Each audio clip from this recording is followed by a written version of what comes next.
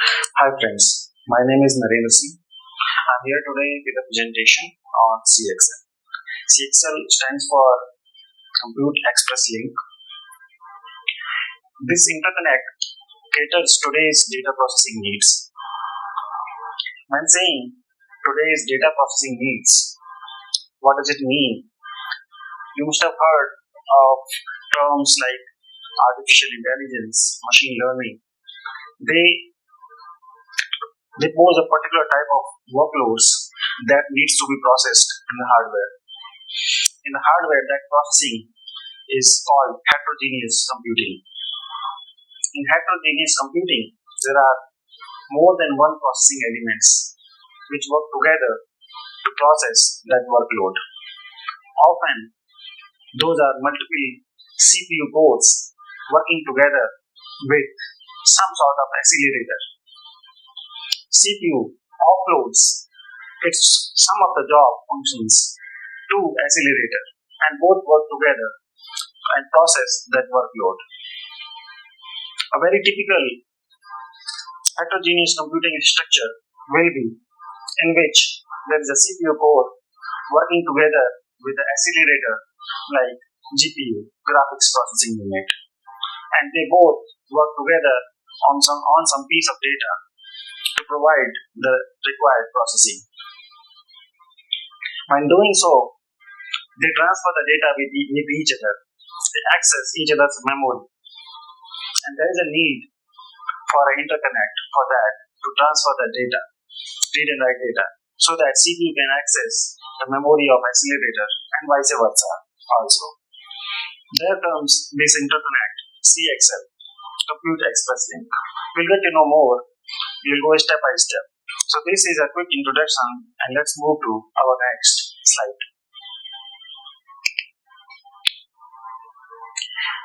CXL is built on top of PCIe link. So there is a PCIe link which is traditionally available, and right now we were working with PCIe Gen 5. Now we are going to PCIe Gen 6. It provides a link from 32 giga transfer per second. Now PCIe Gen 6 is going for 64 giga transfers per second. A traditional link is available. We will see a quick look we will have on PCIe, because CXL, as I say, is built on the top of PCIe link. How is that? I will try to explain that.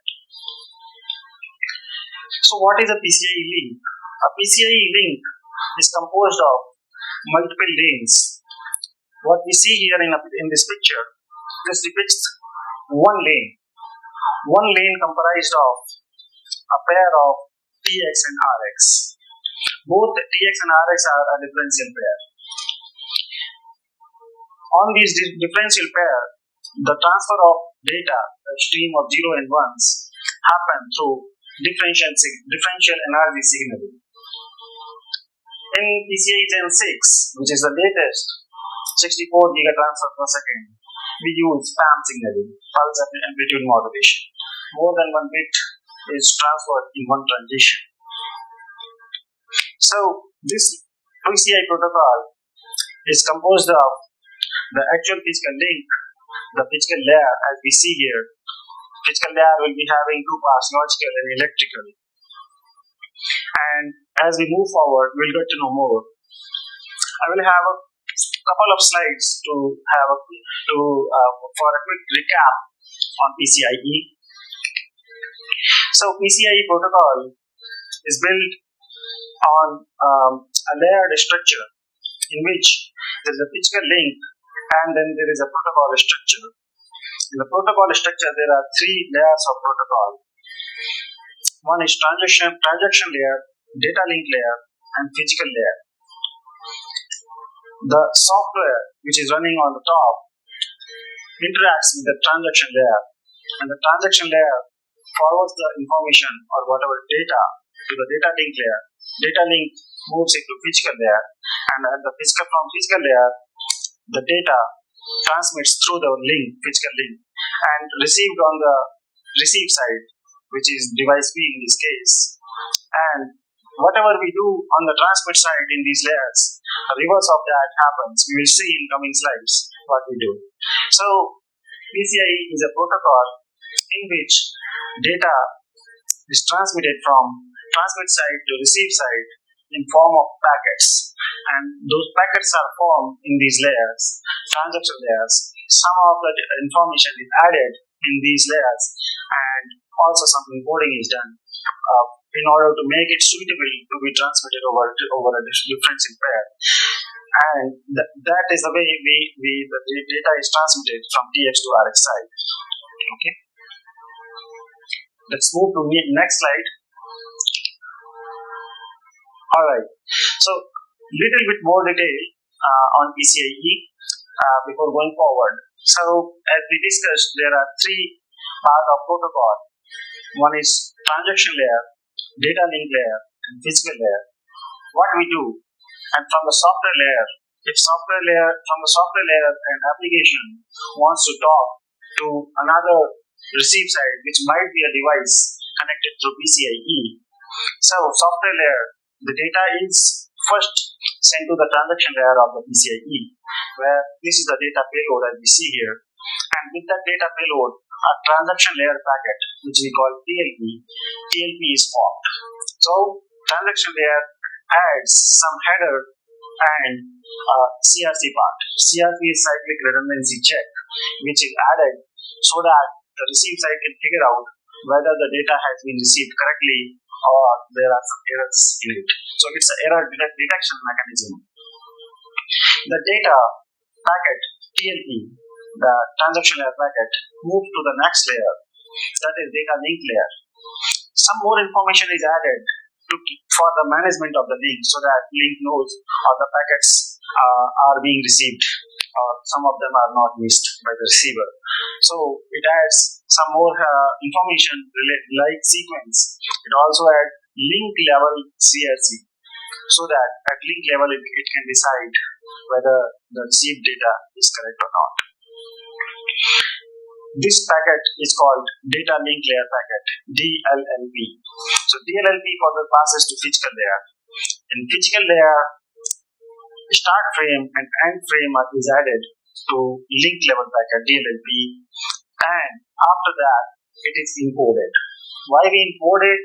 Because as the physical link is a differential pair, and DC value cannot pass from transmit side to receive side. There needs to be sufficient number of 0-1 transitions, and for that encoding happens. After encoding, parallel to serial conversion happens, and the differential driver drives those 0-1 bit stream over the differential link. Those lanes, as we saw in previous pictures, there can be 1 lane, 2 lane, 4 lane, 8 lane, or 16 lanes can be there. What we saw there was just 1 lane. Using those 16 lanes, up to 16 lanes, the data can be transmitted from the transmitter side to receive side. On the receive side, exact opposite happens. Obviously, error checks happens. If there is a failure, then at a data link layer level, there is a replay buffer. That packet is sent again.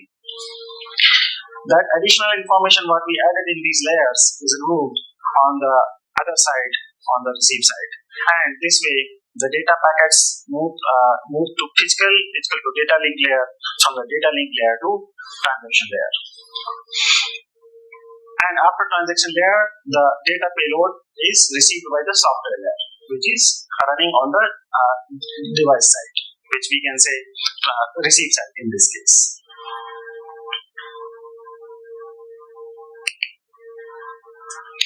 So far we saw what is the protocol structure, and protocol structure is point to point, where the information is transmitted from one point and received at another point.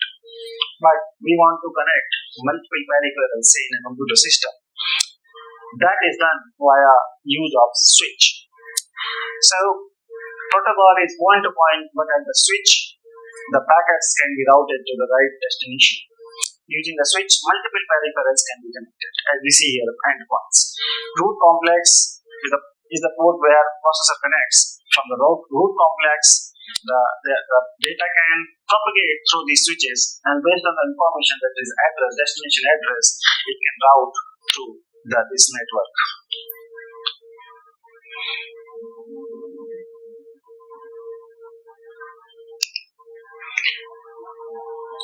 So, in a computer system, what happens? There are multiple peripherals connected through PCIe or some external devices through PCIe Express link. During the power on phase, let me quickly go to previous slide once again. There is a small block here that is called link training. This is called LTSSM. So when during the power on, there is an initialization phase. In that initialization phase, both sides transmit and receive maybe host and device, let's say. Not. So host and device communicates with each other and provide information like what is the maximum speed they support, how many number of lanes they support, is that only 1 lane or 2 lane or 4 lane or 8 lane or 16 lane. Also, during the link training, as we saw already that the actual physical link has physical characteristics. It needs to be equalized for the correct transmission of zeros and ones from one side to the other side. Those equalization settings also will take place here. So, coming back, after that link training happens and your link is ready during power on, your computer BIOS enumerates during the power on itself. When we say enumerates, basically it finds out how many devices are connected. It passes through the tree. The devices are connected in a tree format. You can see here. So, BIOS, which is running during the power on, passes through and figures out how many devices are connected. It names them with bus number, device number, and function number. There are virtual. There can be switches. Okay, there can be bridges, PCI to PCI bridges, and with these switches, these buses are splitted. This way, a bus for any device which is connected in the end, you can see here, like where I'm pointing, that can be given a bus number, device number, and function number in this entire hierarchy. So that hierarchy is identified, discovered, and then it's defined. Those numbers are assigned to them. So CPU gets to know how many peripherals are there. It can access them with that defined numbers given to that particular device or function. So that is the enumeration. So whatever we discussed so far, in summary, PCIe has several layered protocol structure. It's a point-to-point high-speed interconnect which connects via a differential pair of wires. One TX pair is called one lane. It can have multiple lanes, and it has a hierarchy in which the root complex which is connected to CPU, and there can be some upstream ports, downstream ports, and endpoints. And in that hierarchy, there can be multiple switches. Through that switches, multiple devices can be connected as an endpoint. It can have multiple types of transfers. It can be a memory read-write transfer or I/O read-write. These are types of transfers. Configuration read-write, which are used to configure those endpoints. And PCI Gen 5 is 32 giga transfer per second. PCI Gen 6 is 64 giga transfers per second. So this summarizes the PCIe on top of which CXL is built. So that's why I thought it necessary to quickly recap the PCIe before going forward. Back to CXL. So this picture depicts CXL is built on top of PCIe. It makes changes to this layer to adapt for more features that we will get to know what those are. It makes some changes in transaction layer, in its data link layer, and some minor changes in the physical layer as well, but the link remains same, more or less same.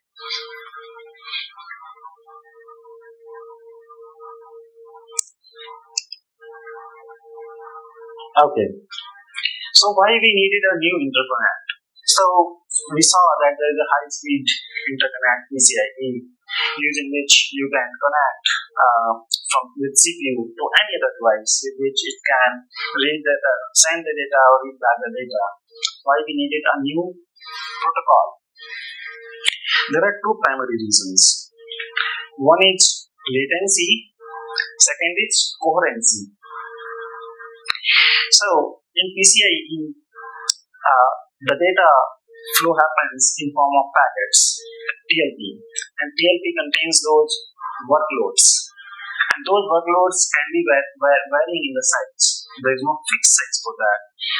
That data payload can be 0 to 1024 data words, though there are some guidance for that, but typically that can vary. So it do not have a fixed size of packet. One point to be noted. Second, PCIe has some ordering rules, some credit-based flow control rules, and because of that, the latency is high. What is latency? What is the maximum time that information or data can take by getting transferred from one point host to say device? What is the maximum time?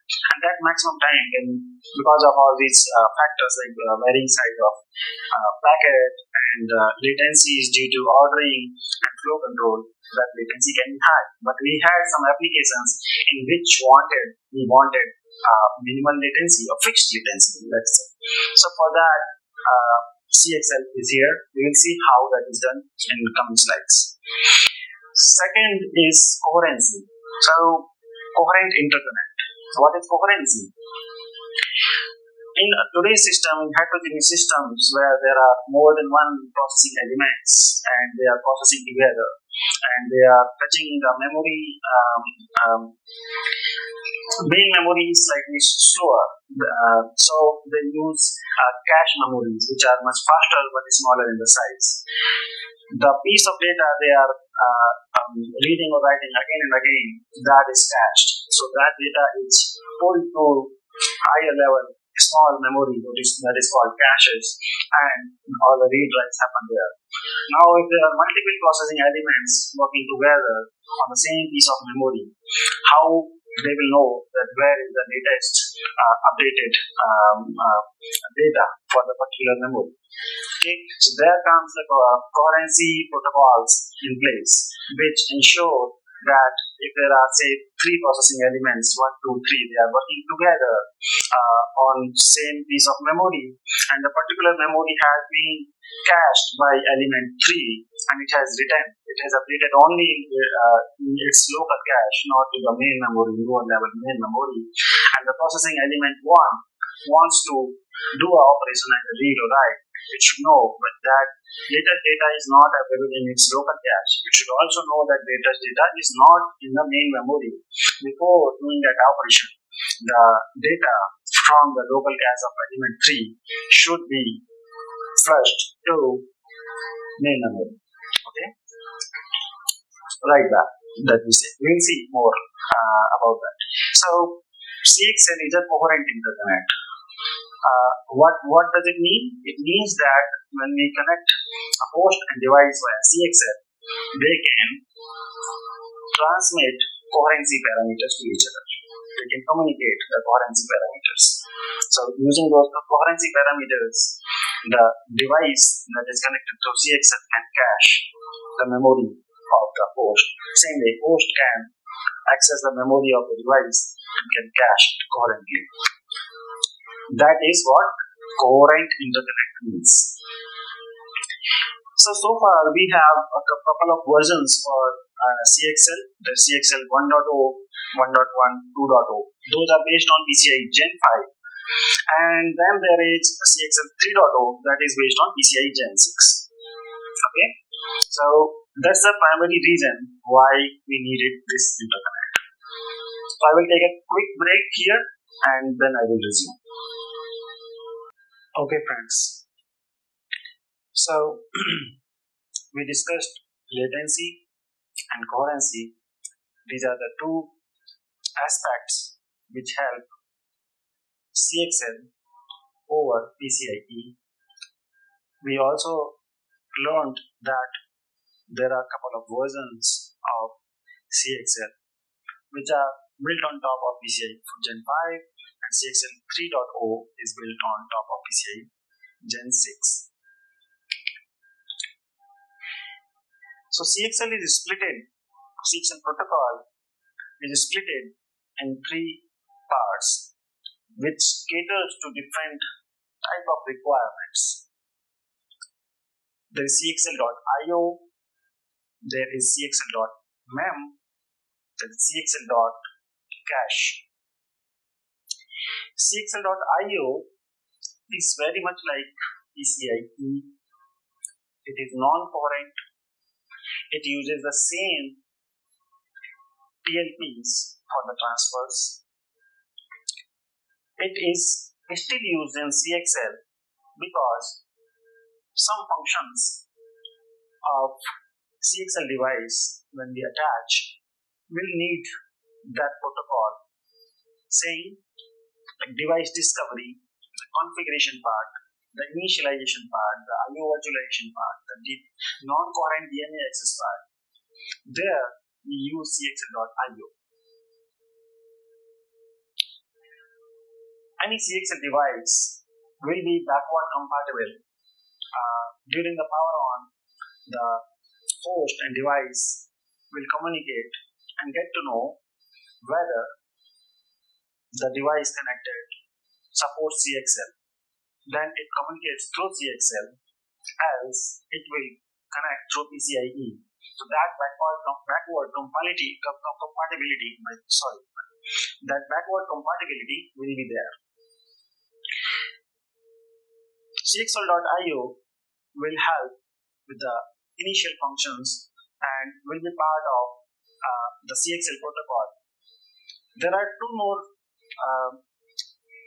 parts of CXL protocol, which are CXL.mem and CXL.cache.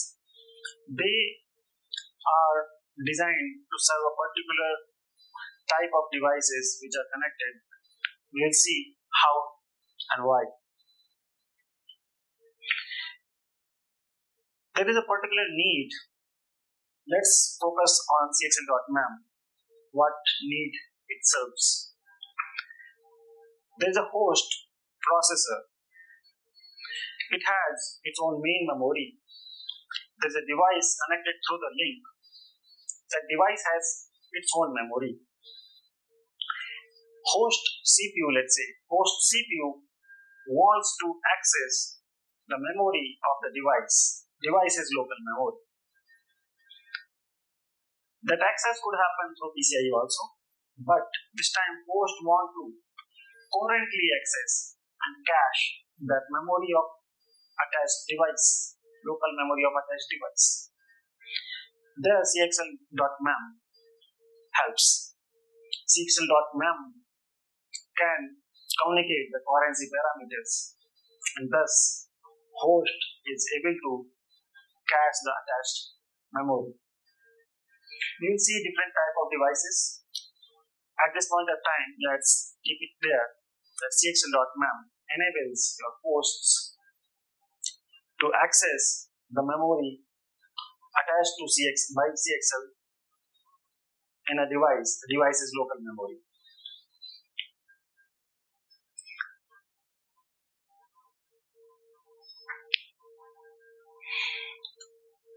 Okay. So more detail we will see later in the slides. There are some concepts of HDM memory, host managed device memory. There are more details to it we will see later. So this is the quick intro of CXL.mem. Now let's talk about CXL.cache. CXL.cache also enables for coherency parameters to be communicated. This protocol particularly is designed where the device wants to access the memory of host main memory. Device want to access, it want to cache it and keep it coherent. Then CXL.cache comes into play. So it's a flip. In previous case, host is currently caching the attached memory. CXL.cache, the device is currently caching the host's main memory. The use cases we will see. So there are three type of devices which are defined: type 1, type 2 and type 3. Type 1 are the devices where CXL.io and CXL.cache comes into play. CXL.io will be in play everywhere because it does the initialization functions. Jobs particular to that device type are done by CXL.cache in type 1. So what type of devices these are? One particular example is given where there is a host processor having its main memory, DDR memory, and one accelerator like network card is connected through CXL. That accelerator works for processor, but that accelerator does not have its local memory. It uses the memory of processor's host CPU only. Using the CXL protocol, the accelerator, this network card, can cache the memory of processor. It can cache them and then do operation on the caches directly. That is type 1 device. Type 2 device. Type 2 device is, we can see here is a host processor having its own main memory, DDR memory, and then there is an accelerator. In this case, this accelerator also has its local memory. In this case, in this picture, it is shown as HBM, that is high bandwidth memory, that is typically connected with GPUs, graphics processing units. So let's assume this accelerator is GPU and it has its local memory, HBM memory. Now in this case, all CXL.cache is also in the play, CXL.memory is also in the play. How? CXL.cache you already understood that this accelerator can access the host processor's main memory, it can cache it. Now, using the CXL.memory, the processor can also access and cache the HBM memory which is connected to accelerator. So processor can also access this memory, local memory of accelerator, and cache it and keep it coherent with the rest of the memories. It becomes part of the coherency, its coherency system. That's the type 2. And here comes the type 3. In type 3, as we see, again, here the device side, the host CPU has its main memory, and the device side is not an accelerator. It is just, say, some memory is connected as being a CXL device. These are called memory expanders. So in this case, there is no accelerator on device side. It will not need to access the memory of CPU, main memory of CPU. It's only the host CPU that will be accessing the memory of device attached via CXL, and it can cache them and make it part of its coherency infrastructure. Just like the main DDR memory, more memory is added using CXL. That's why it is called memory expanders. This is also a need of time in data centers. In existing data centers, we can enhance its memory capacity using a CXL. So it is for memory capacity expansion and memory bandwidth expansion.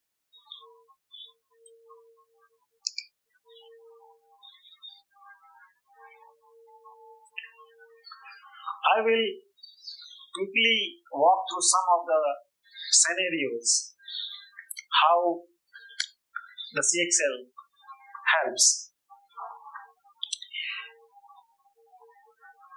So, in this scenario, you can see the GPU, this is accelerator, but this is part of the, this is internal. Internal means saying within that chip, that SoC, there is CPU subsystem, and within that same SoC, say there is a GPU, and the GPU has a cache, and the GPU is connected via cache coherent interconnect, and the purpose is solved. GPU can coherently access the main memory with the rest of the system. But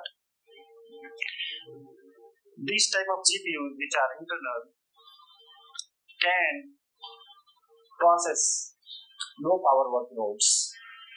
When there are higher power workload, this GPU cannot be internal.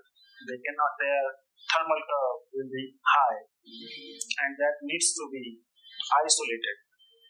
That needs to be external. For high power processing requirement, the GPU moves from being internal to external, which is connected through a link. So I included this scenario just to give you a perspective that accelerator can fit in internally within SoC and can become coherently access the main memory, but this will be only sufficient for low power workloads. When we are talking about data centers, or we are talking about AI and ML kind of workloads which are offloaded from CPU to GPU, the accelerator is needed for higher power accelerator. Higher power dissipation will be there, and it needs to move outside and get connected to the CPU system via a link. That's where CXL comes into play. So as we see here, in this picture, what I'm trying to show, that there is a GPU, external GPU, but this is connected via PCIe. So when this is connected via PCIe, all the accesses will be uncached and non-coherent.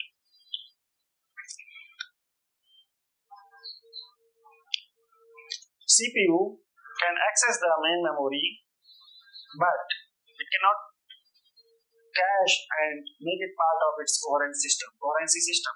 So multiple CPUs are there, 2 CPU clusters I have depicted for a particular use case, let's say. Both clusters have 4 cores, those are coherent together. It cannot make this memory as a part of its coherency infrastructure. It can access it through PCIe, but it will be non-coherent accesses, and vice versa.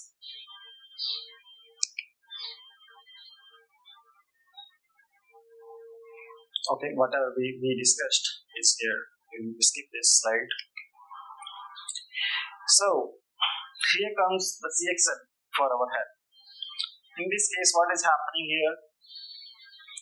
Same multi-core 2 cluster CPU system, which is coherent with all the cores are coherent, and this external GPU which is connected via CXL. So CXL.mem and CXL.cache are enabled here. It becomes a type 2 device as we discussed earlier. So what happens here? CPU can access the admin memory, it can cache it and make it like coherent part of coherent system. That's where CXL comes to help. Using the CXL.cache protocol part of it, the GPU can also cache any memory in the DDR where CPU is working, cache it and keep it coherent. So GPU, all GPU and the CPU and the memory attached to them becomes one part of coherent system. That's where CXL helps. How? We will get to know more why that is needed, why we need coherent accesses. Okay, it offloads some of the responsibility from the software and make it more efficient. We will see how to process one workload where both CPU and GPU are working together. That piece of data, say frames, being transferred from its main memory to here. You can directly work on it, and using the coherency parameters, GPU get to know that there's a data updated, and that data can be written back at later stage. So both can work in their caches, and work in caches happens fast rather than transferring to main memory every time to and fro. Okay. This typical use case is of memory expander, where the device is basically a DDR memory connected through CXL link. It has some of its own management infrastructure, data processing unit for interleaving, data correction, all those things happen internally, and the RAM memory controller. But ultimately, for this CPU system, it just sees a memory connected via CXL. So it already has its main memory, DRAM memory, DDR.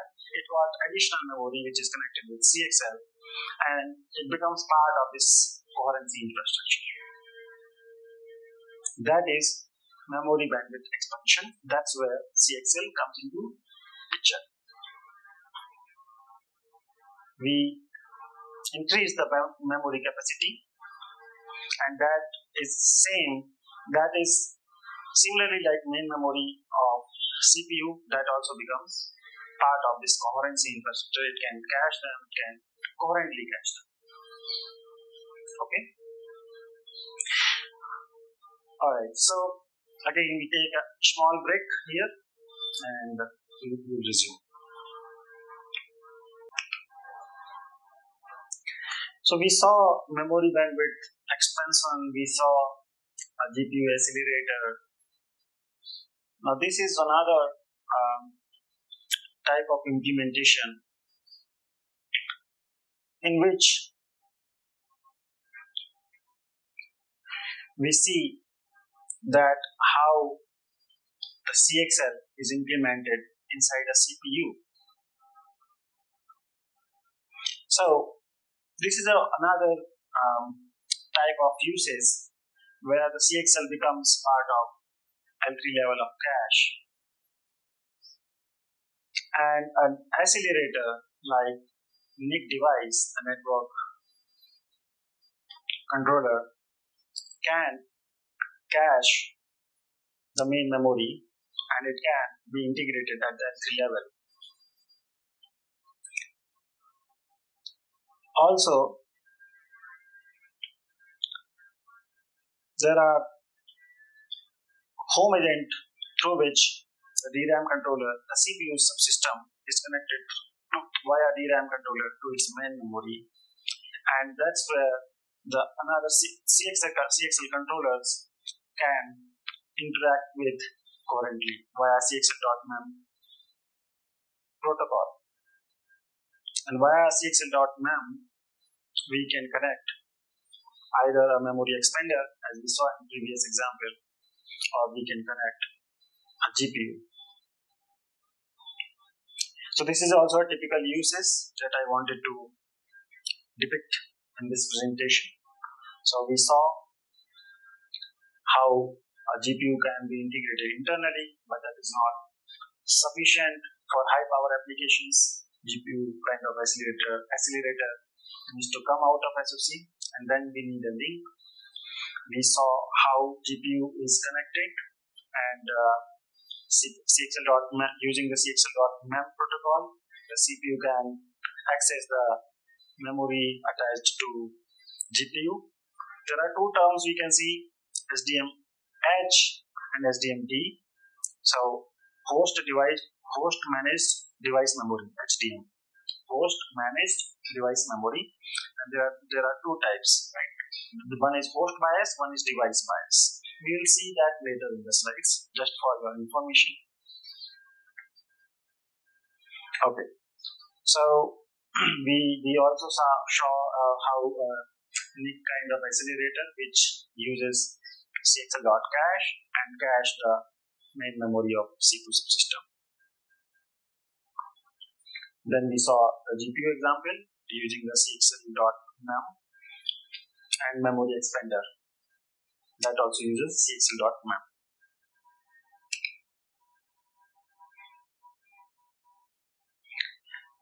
So memory bandwidth expansion, that is one of the use that we discussed. So it comes in a form of where there are multiple DRAMs. Those are connected via a CXL controller to data center systems. This is a typical uses which enables the existing data centers for expand its memory. And this attached memory via CXL becomes a part of its coherent memory system. Host machines can cache these memory areas, and it becomes coherent with the rest of the memory, same like other main memories attached.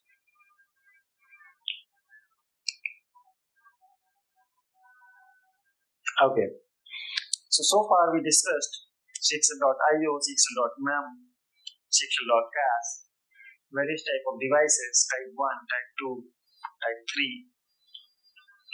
A memory expander is type 3 device that we discussed. What we are discussing here, that as we moved from CXL 1.1 to 2.0, CXL 2.0, this also enabled a phase that is called memory pooling. This enabled for switching. There is a level of switching using which memory can be pooled. What does it mean? It does mean that if there are n number of hosts and there are n number of devices, device memories we say, any host can access any memory.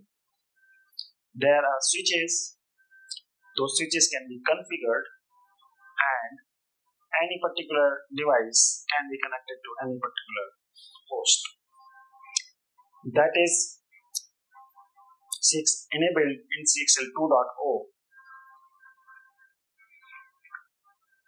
But it do not happen simultaneously. This is a configuration. By that configuration in the switch, any host can be connected to any device. We will see in coming slides later in later sections in CXL 3.0, there is multi-level of switching, and using that multi-level of switching, there can be a pool of memory, there can be a pool of devices, a host, and simultaneously they can access the part of the memory.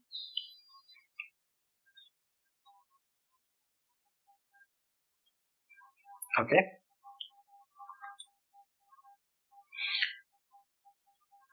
So within CXL 2.0, there is a single level of switching. There can be SLDs or MLDs. So there is also a possibility that in one device which is MLD and there are multiple sections, one particular section belongs to one host, another section belongs to another host. That is also possible here. Okay. This is a construct how it looks. There will be switches attached with the root ports, host's root port, and those will have virtual bridges. By configuring them, the host can be connected to any device. Now, up to 16 hosts can simultaneously access different part of memories. Okay.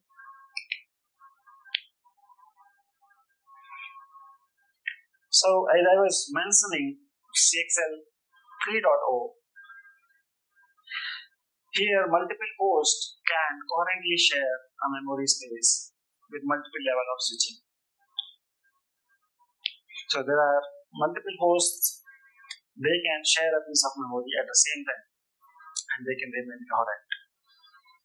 So this enables building dynamically composable systems with multiple racks that is possible. So that is a memory sharing. It brings the efficiency. It saves the cost. Primary objective is saving the cost. The same amount of memory, there might be times where one host is not fully utilizing it. Other host can utilize that memory. And this way, the same memory serves for many hosts and brings the more efficiency to the usage efficiency. Okay. In general, this is split like this. There will be multiple level of switches. Any CPU can access any memory simultaneously via those switches. There are three sections which are called, these are end devices. Those end devices can be either a memory or CPU or accelerator. And then there are two levels. We can see here CXL leaf switches, CXL spine switches, and they can reroute the traffic. So this is a very top level view.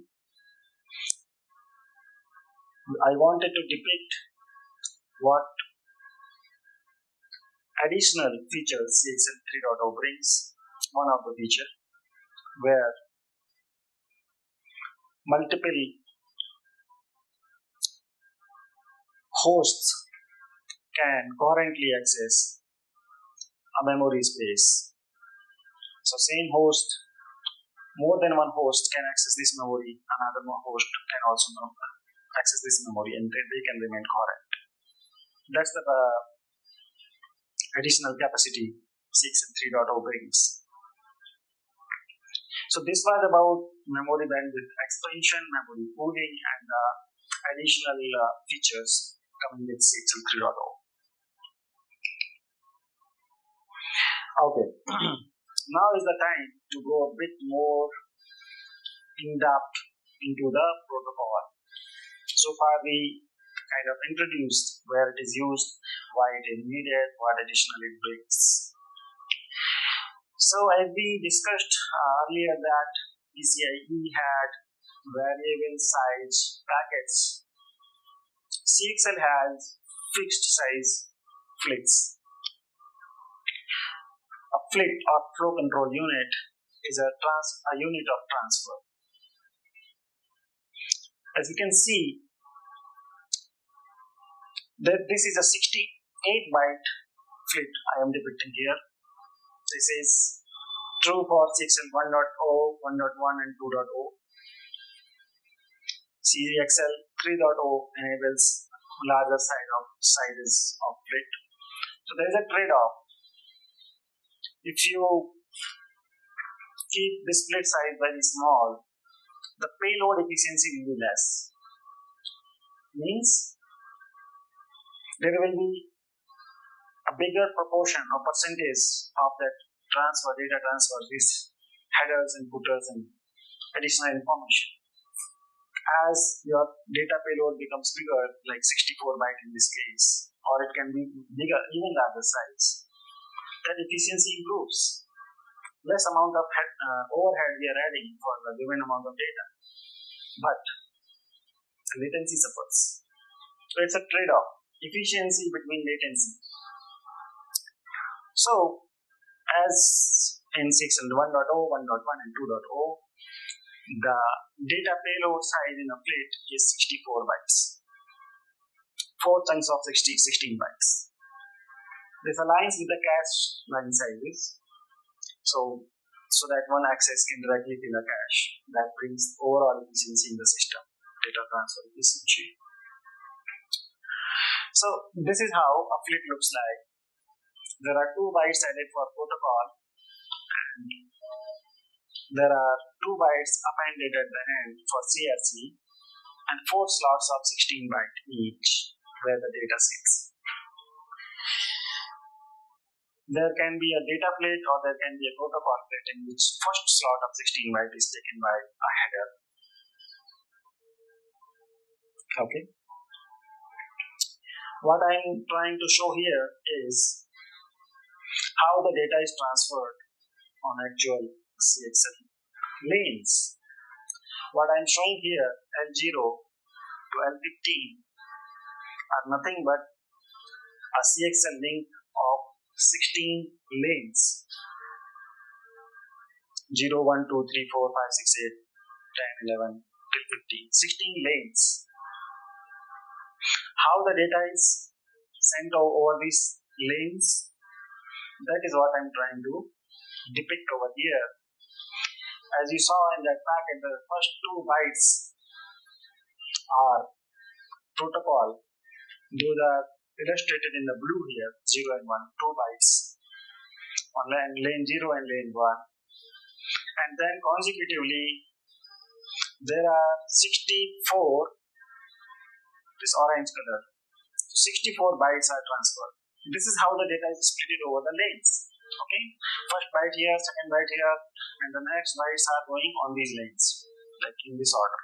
Okay, so all the 16 lanes are transmitting simultaneously, and this is how the data is spread. And in the end, this greenish 2 bytes are CRC. So starting from line number 0, 1, 2, 3, 4, here we ended our first flit. We started from here and ended here. Okay, and the next one will start just immediately after that, and the next one, and so on. Only one thing, that while this data is being transferred on all 16 lanes, each particular lane has its own management, where after the 0 to 15, 16 bytes transferred, the 2 sync header is added, 2 bits. That becomes 128 by 130 with encoding. Okay, the encoding part we discussed earlier in physical layer.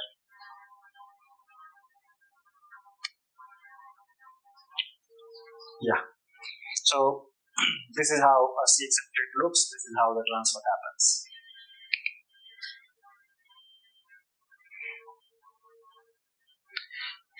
So you see that there is a CRC, 2 byte CRC in the 68 byte plates.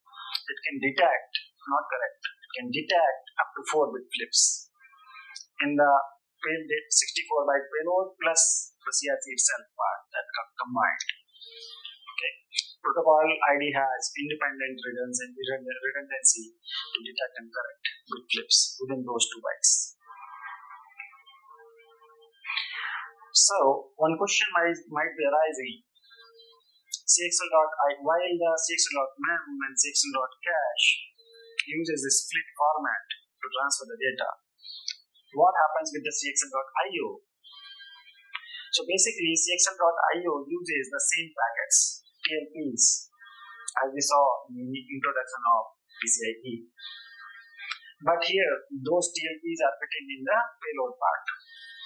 At the end of the day, we send CXL plate. Those TLPs becomes part of data payload. So a flit can contain up to 2 packets, or one packet can be spread across multiple flits. Say this is a flit from here to here.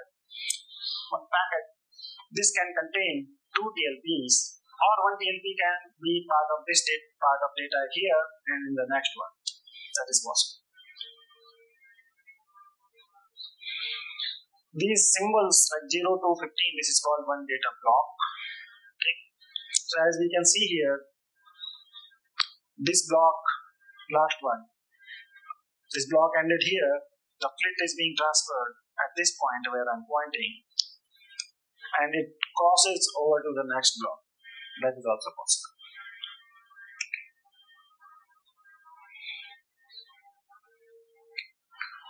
So, so far we discussed what is the error detection and yeah, flits as we see here is 68 byte flits. The CXL 3.0 will be supporting 256 byte flits. So, as per the analysis done, it has been found as a sweet spot where the payload efficiency and latency, as I told you that there's a trade-off, this becomes a sweet spot of that where without losing much for latency for our required use cases, we get the best payload efficiency. Okay.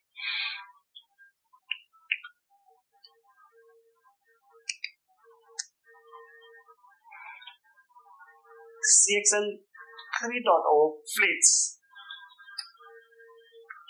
So there are 256 byte flit in CXL 3.0. Will not go more deep in that. You are already understood how a flit is transferred. It's only a matter of the data payload sections become larger, and one additional overhead we can see here. That is because CXL 3.0 is based on PCIe Gen 6, which uses signaling, that is pulse amplitude modulation. In pulse amplitude modulation, more than one bits are sent in one transition, and that is more error prone. And when that is more error prone, we have to put some mechanism for error correction, and that is FEC, that is forward error correction. So that information is also transmitted along with our header and CRC part. That much only we will discuss about that at this point of time. So I will say thanks here. We will continue. Let's take a pause with this here. Hello friends, welcome back to our presentation on CXL. We are done through introduction on CXL. We have gone through what are different type of devices that CXL supports, how CXL is built on top of PCIe, what are the different parts of CXL protocol. We went through CXL.io, CXL.mem, CXL.cache. We also went through multiple device uses where CXL is used either for memory expander or for accelerator which wants to access or cache the memory of CPU's main memory. Or we also saw use cases where GPU like accelerator where CPU want to access GPU's memory using CXL.mem. So we have gone through introduction. We have looked at the use cases, why it is used, how it is built on top of PCIe. After that introduction, let me go a little bit detail. As I have put the topic here, let's snoop into the CXL.cache and CXL.mem, how that actually work.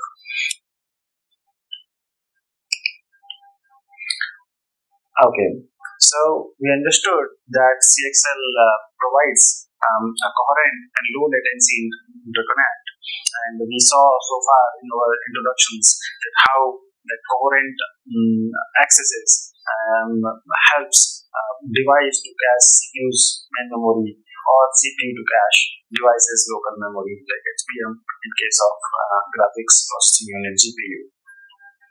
Okay, so all three use cases we saw in our in type 1 and type 2 and type 3 devices. Here we are going through somewhat more in detail that how that cache accesses help in certain use cases. Why we needed a interconnect which allows coherency parameters to be communicated over link, and where it allows the coherent data transfer from host to device or device to host. Okay, so here there is one example where there is one accelerator which is connected by PCIe, and there is a CPU which has its main memory TDR, which might be internally connected through interconnects and system bus. That maybe some of the, in case of ARM architecture, that they can be XI buses. So here, let's say this accelerator sends one read request followed by write request. In PCIe, there is some ordering rules which PCIe follows. In those ordering rules, while the read has been sent first and write after that, but still write can bypass the read and can actually be reaching on the host side before the read. This might cause some problems if that read data is associated with that write by any means. If that write creates some sort of internal mechanism which updates that data, so your write will happen before read, and you will not get the right data in that flow. So what can we do? And with PCIe, suppose we do not have CXL, what will we do? The software which is running on this accelerator will make sure that once it gets the response of read, then only it sends the next write. That's the way. Now, why this out of order transactions are in place? The main reason is that we want to make use of bus while one transfer has already put on the request, or some transfer request has been placed on the bus, which is waiting for certain response. In the meantime, we do not want to keep the bus idle. We use it for other transactions, and to make full use of the bus, out of order transactions are in place. So that is something good, but in this particular case, it might read the wrong data. So we want to keep the out of order transactions on the link, but in this case, we want to execute the program in order. What is the way? The way is, if we connect this accelerator via CXL, what it can do, it can send a read request. After the read request, it can immediately cache the cache line from the CPU, and it can do that write locally and its caches.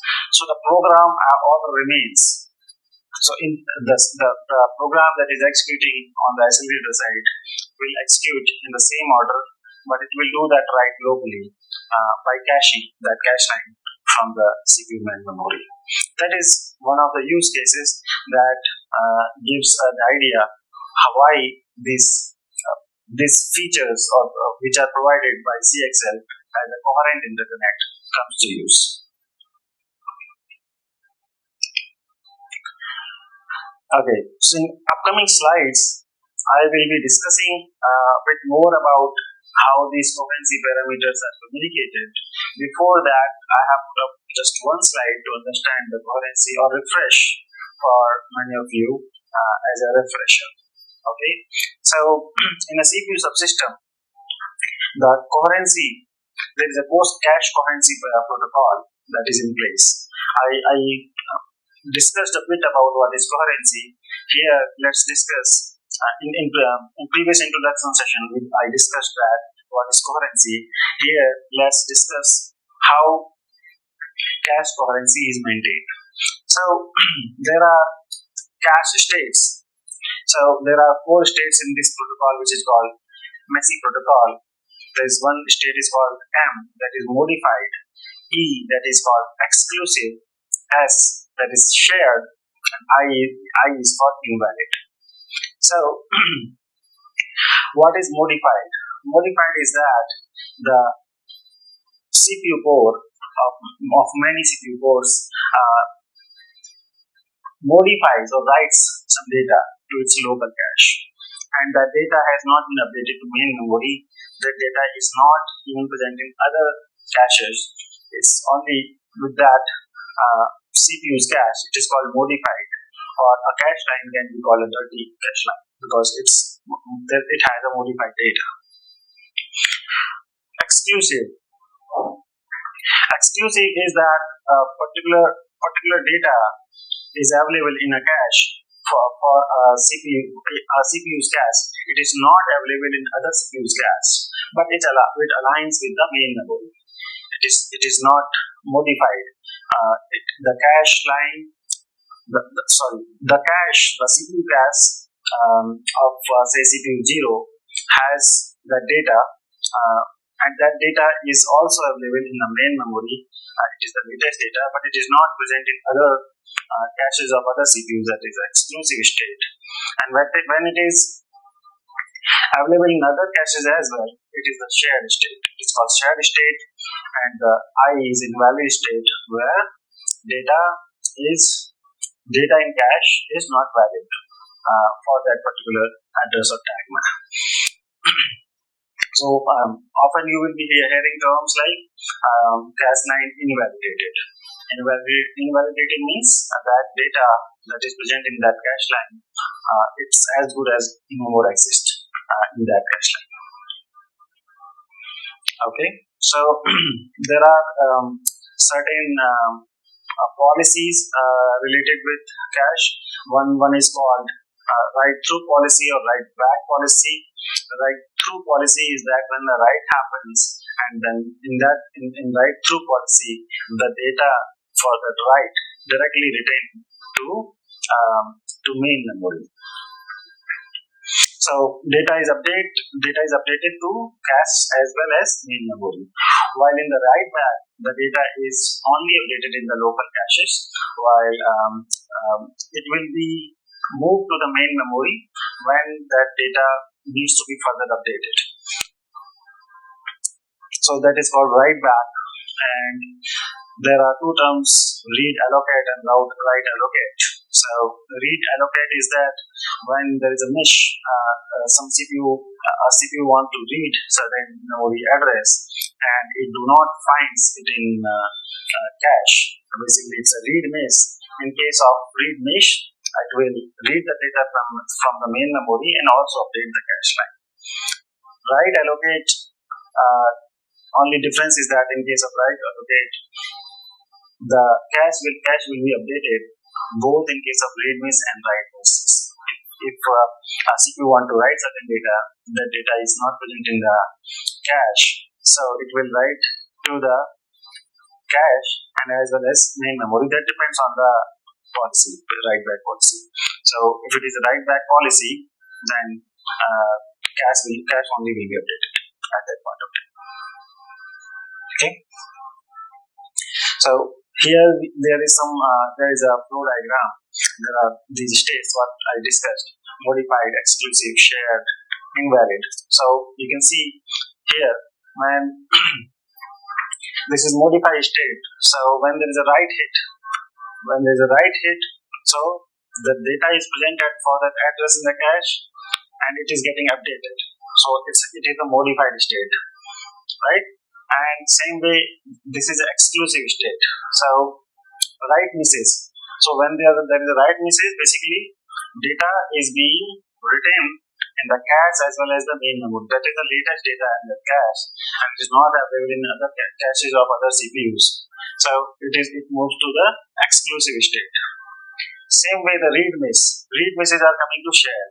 It is reading and that there is a miss. The data is updated into that cache, and it signifies that data is already present in other caches, and it becomes shared state where the data in that cache matches with the main memory and also is present in other caches, right? So this is a flow of states based on the CPU, one CPU accessing its caches, and based on that its state matches. At the same time, its state might vary because of the operations happening in the other CPUs accessing the caches. So that is this state diagram. Okay. So this much only I will explain here for cache coherency protocol, because I just wanted to touch base so that we can understand what we are going to discuss in coming slides. Okay. So CXL.cache. So as we mentioned, like accelerators, like an IC card, they do not have its own memory. The use case is like that accelerator want to cache the host memory. There, CXL.cache protocol is used. So it is defined as it has three channels in each direction. What are these directions? Host to device and device to host. And what are these three channels? Request, its response, and data channel. Okay. There is Snoop message that is you will be seeing in terms like SMP, that is Snoop message on host to device. So this protocol primarily is there where device can have memory read or write request to host. Okay, we will see in the upcoming slide. But host can snoop for host can snoop the device and can change its coherency states.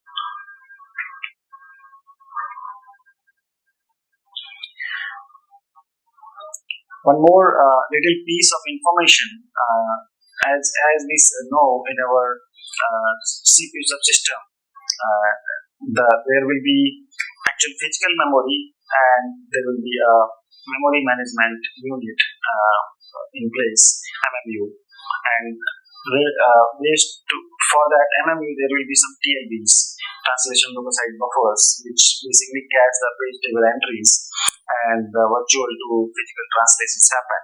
So CXL.cache will use the physical addresses, host physical addresses. On the device side, there will be implementation of DTLBs, which will basically make a similar view from the device for the memory as it is for the host. Okay, the same address it will see.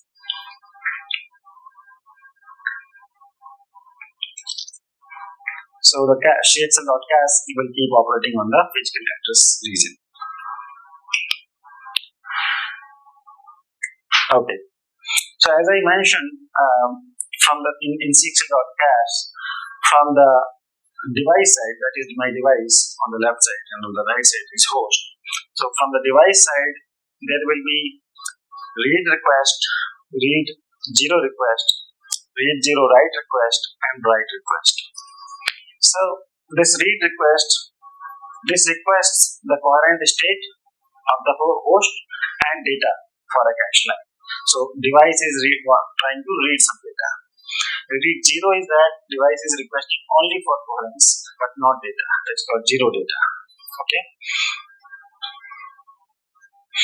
Read 0 write, it is device writes data to the host without having any coherence state prior to this issue. So this here it is trying to write. Read 0 write, and there's a write request, D2H write request. So this request is primarily for device request to evict its caches. So there is data which is say modified or the T, it wants to evict and it wants to update that data back to host main memory. Okay. And there will be a response associated with that. Okay, like in this case there will be a write poll when device on the D2H request channel sends a write request, there will be a write poll from the host when the host is ready to accept the data. There is one request from host to device where host can change the coherence state. It can ask for invalidating its memory. Host can say the device to invalidate certain memory region, or it can request for snooping and or eviction. Okay. In case of host request for eviction of certain cache lines which are in modified state, then the response will also contain the data. that data will be updated back to host main memory.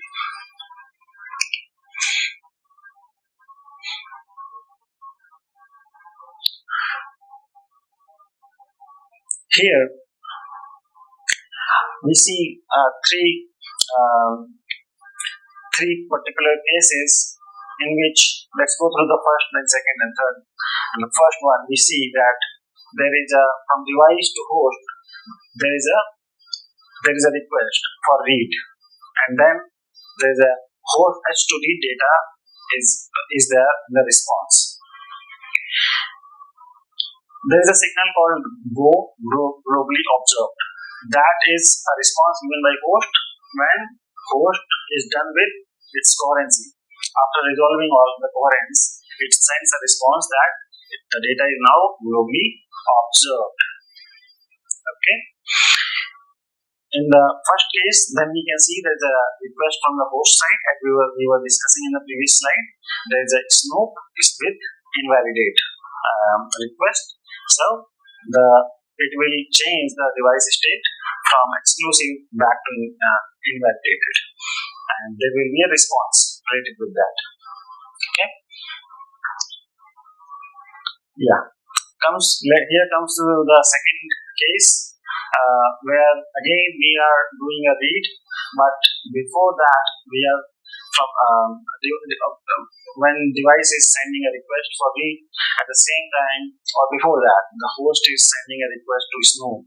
So that is a case which is discussed here, where device sends the on D2H response channel the response of that. What is the response? The response says that the based on the snoop and invalidate request, the memory that cache line has been invalidated.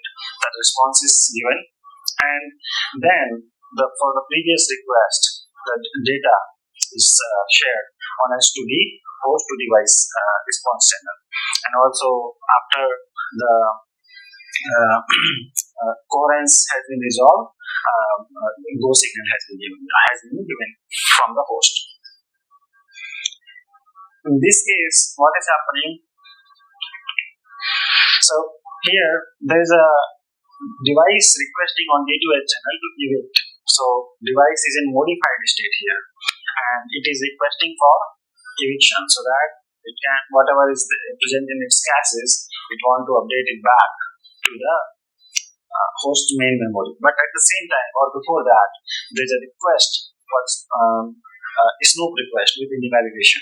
So that is catered first, and here in this case there is a response data because the device was in modified state. So with that snoop invalidate request itself, the first response is forward.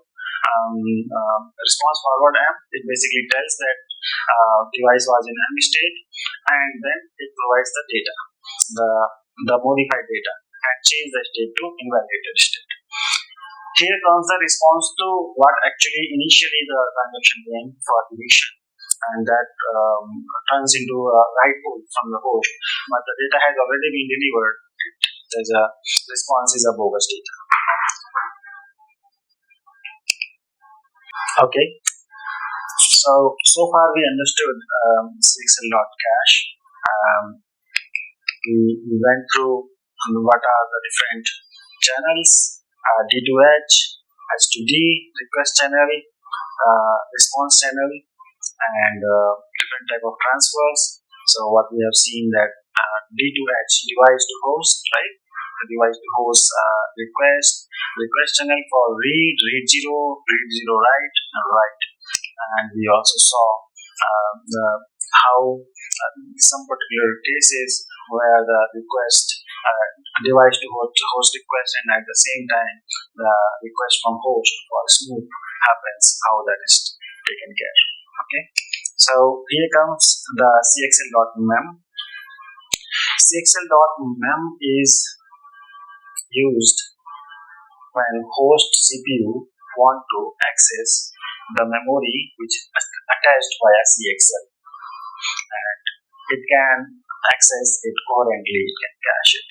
Okay, But again, there are two use cases. One use case, as we discussed earlier, which is like type 3, where the attached device is a memory expander kind of device.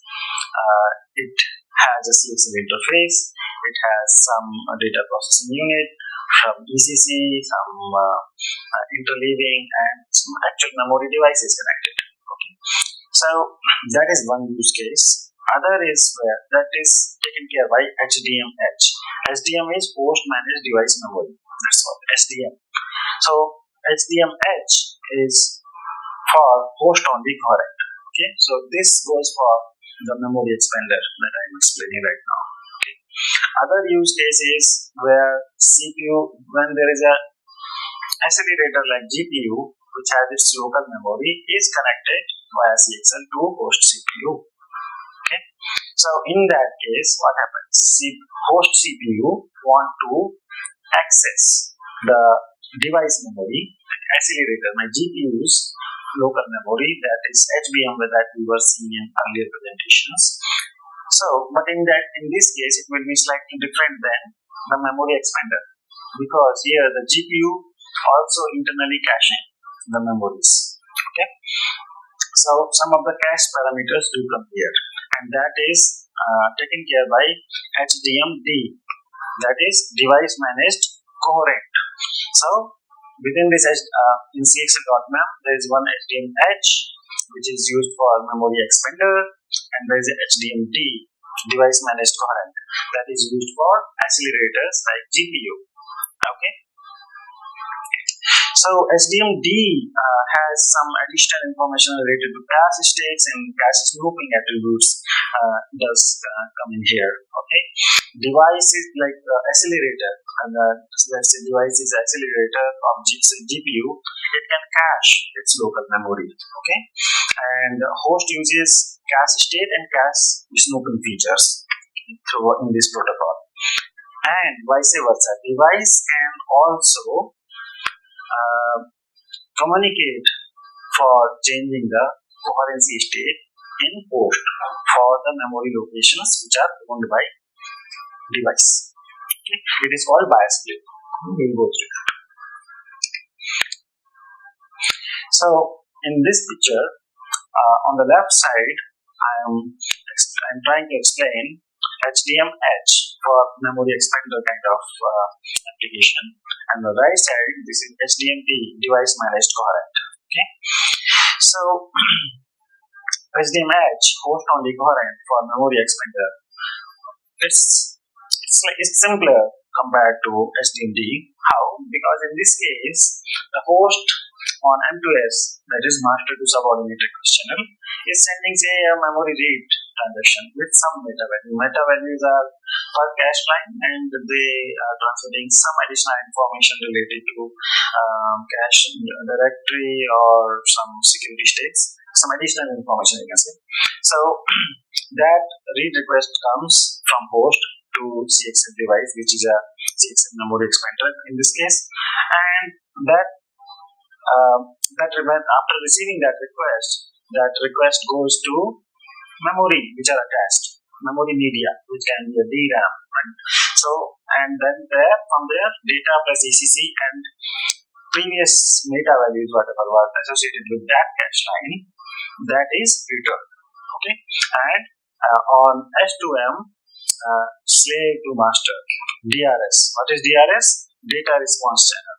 Okay, slave to master, DRS channel, data is returned with the previous meta value. Now one more task is remaining, that this request came with the new meta value, that new meta value is updated. Okay, so that's what happens in transactions of CXL.mem transactions related to memory expander kind of application with HDM-H protocol. Okay, host only coherent.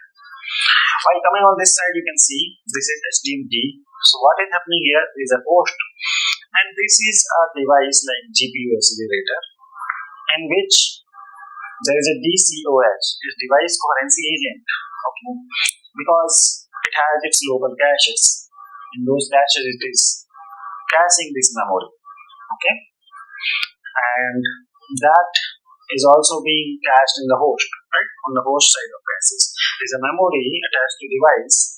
This is being cached locally, and then that is being fetched by host and cached. The host is caching that. Okay? That is what is happening. That's additional. Okay? So that's like transmitting of coherency parameters is part of this SDMD. Okay?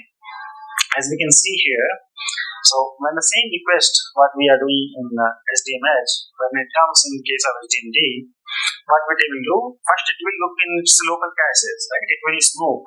So when the snoop response is that no, it's not available, the data is not available, response I is invalid, it's not there, then the data will be read from the main memory, the test memory. In this case it might be HBM memory, and then the data is returned on S2M, subordinate to master data channel. Okay, so this is what happens. There is one more concept that we discussed about, that was related with bias flip. So in case of bias flip, what happens? This device, the accelerator and GPUs, and there are some device coherency agent, the caches. This device can request to change the coherency state in the host for the memory location which are owned by device, okay, which host has cached. Okay. Let's say this is location X, which is host has cached on that side, and it is in exclusive state. Exclusive state means that data matches with the main memory, but it is not available in any other caches. That's what means of exclusive, right? So here the device wants this to be invalidated. That why it will try to do so? Because it might be modifying the data internally, right? So it will say, oh, you invalidate, your data is no more exclusive, right? So it will assign this in form of this read own X, right? The device owned address X read, and this is internal to DCOH, and then DCOH sends to host on CXL.cache host to device request channel, H to the request channel. Okay, this sends a read on no data. This is a particular transfer, and in response to this, host internally sends a snoop invalidate command. Okay, so that command, what it does, it changes the state from E to I, exclusive to invalidated, and then sends a response also back, RESP I means I have invalidated it. And then on a M2S request channel, it confirms it by sending this mem read forward. And then go is globally observed. So when internally the coherency has been resolved, it does sends a go message, and the read from the memory for that cache is being basically updated after that from the main memory, and it device coherency state changes to exclusive. So this is bias flip where CXL.cache is used, but here device is sending using the CXL.cache host to device request channel. Okay, S2D. So it is called bias flip. Okay, so it is acting like host, but from the transaction is going from device to host using the channel S2D. CXL.cache S2D channel. Okay, so that is why it is called bias flip. Okay, so that's all I wanted to discuss. In previous introduction section, we went through why CXL is needed, what is the latency, why CXL is low latency, how it is built on top of CXL, and we are just now seeing how this coherency helps. We went through CXL.cache, CXL.mem, CXL.io, how CXL.io is used for device initialization and configuration, etc. And CXL.cache and mem, we saw how we use them. What different type of devices, type 1, type 2, type 3 we saw, right? The different use cases. We also understood the coherency, and we also understood how cache coherency protocol work and how those are implied in this CXL Interconnect. So with this, I end my presentation here, and thank you very much for your patience. Hope you got some value out of it, and it was useful for you. Thank you so much.